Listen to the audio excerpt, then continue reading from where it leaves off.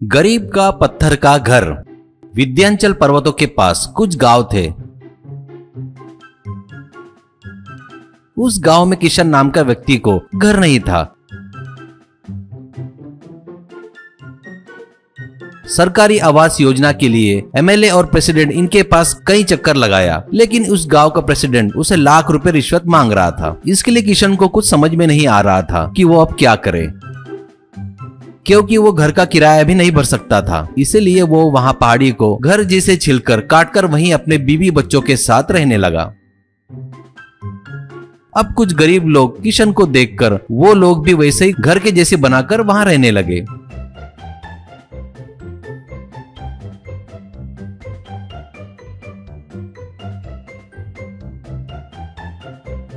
ये सब देखकर प्रेसिडेंट कुछ अधिकारियों को वहां भेजकर उन्हें वहां से भगाना, परेशान करना चाहता था।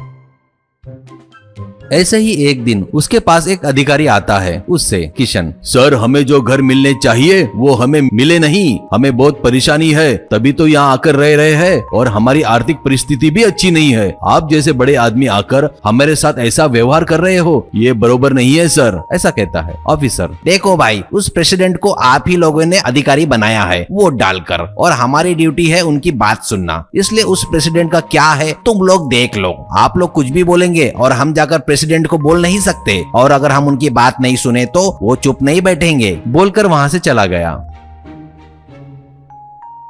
वैसे ही प्रेसिडेंट कभी कभी आदमियों के साथ में आकर उनको वो घर खाली करने को बोलता था और परेशान करता था। इससे वो गरीब लोग प्रेसिडेंट को उल्टा जवाब देने लगे।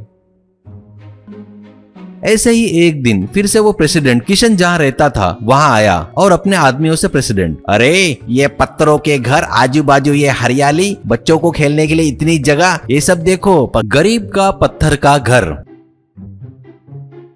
विंध्याचल पर्वतों के पास कुछ गांव थे। उस गांव में किशन नाम का व्यक्ति को घर नहीं था।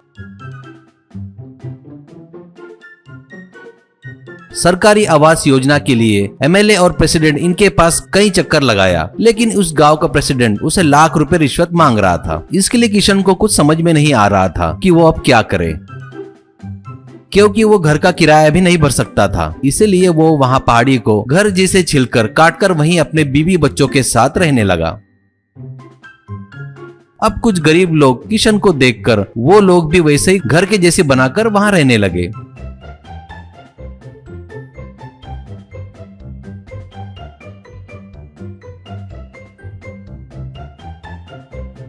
ये सब देखकर प्रेसिडेंट कुछ अधिकारियों को वहां भेजकर उन्हें वहां से भगाना, परेशान करना चाहता था। ऐसे ही एक दिन उसके पास एक अधिकारी आता है। उससे किशन, सर, हमें जो घर मिलने चाहिए वो हमें मिले नहीं। हमें बहुत परेशानी है, तभी तो यहाँ आकर रह रहे हैं और हमारी आर्थिक परिस्थिति भी अच्छी नहीं है। आप जैसे बड़े आदमी आकर हमारे साथ ऐसा व्यवहार कर रहे हो, ये बरोबर नहीं है सर। ऐसा कहता है ऑफिसर। देखो भाई, उस प्रेसिडेंट को आप ही लोगों ने अधिकारी बनाया है वोट डालकर, और हमारी ड्यूटी है उनकी बात सुनना। इसलिए उस प्रेसिडेंट का क्या है तुम लोग देख लो। आप लोग कुछ भी बोलेंगे और हम जाकर प्रेसिडेंट को बोल नहीं सकते, और अगर हम उनकी बात नहीं सुने तो वो चुप नहीं बैठेंगे। बोलकर वहां से चला गया। वैसे ही प्रेसिडेंट कभी कभी आदमियों के साथ में आकर उनको वो घर खाली करने को बोलता था और परेशान करता था। इससे वो गरीब लोग प्रेसिडेंट को उल्टा जवाब देने लगे।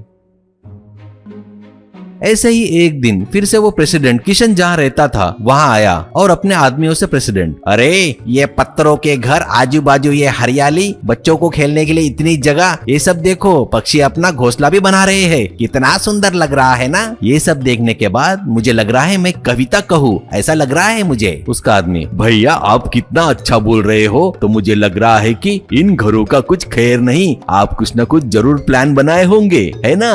प्रेसिडेंट, अरे भाई, ये यहाँ रह रहे घरों को टूरिस्ट स्पॉट जैसा बनाकर, एक छोटे छोटे होटल बनाकर रेट ज्यादा रखकर बेचे तो कैसा रहेगा, ये आइडिया आया है मुझे। और ये बात मैंने अपने एमएलए को भी बोला है। ये आइडिया उन्हें भी बहुत पसंद आया, उन्होंने ओके बोल दिया है। इतना ही नहीं, उनको 50 और मुझे 50